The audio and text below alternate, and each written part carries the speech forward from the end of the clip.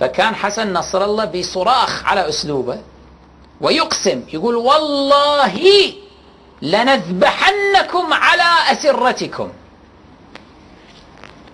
زين، هذا قبيل الانسحاب بأسبوع 10 أيام، يهدد أنه بس نوصل لكم أنتم أيها العملاء جيش لبنان الجنوبي كذا لنذبحنكم على أسرتكم.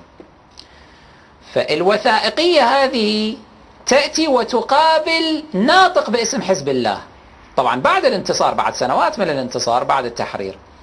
فقال، إلى الآن أتذكر نص كلامه هذا، قال أنه السيد حسن قال هذا الكلام للحرب النفسية، وإلا ما كان واقع، ما كنا راح ننفذه أبدا، يعني ما كنا راح نذبح أحد من هؤلاء، نعتقلهم، نحاكمهم، نقدمهم للمحاكمة صحيح، بس هو أراد أن يرعبهم نفسيا حتى الكل ينسحب، حتى يضعف القوى الشخصية. طيب هو أقسم قسما يعني يمين شرعي وفيه كذب يعني بالنتيجة فيه كذب. هسه أدري شنو راح يقولون، الحرب خدعة وما أدري شنو. إحنا شطار لما نريد، شوف لما نريد إحنا أنه نبرر لأنفسنا المعاصي، إحنا شطار جدا جدا، شطار وأذكياء، وخاصة المعممين ما شاء الله شياطين تدب على الأرض إذا كان فيه مصلحتهم، يعني ما شاء الله شياطين تدب على الأرض، ما شاء الله شياطين تدب على الأرض، ما شاء الله شياطين تدب على الأرض.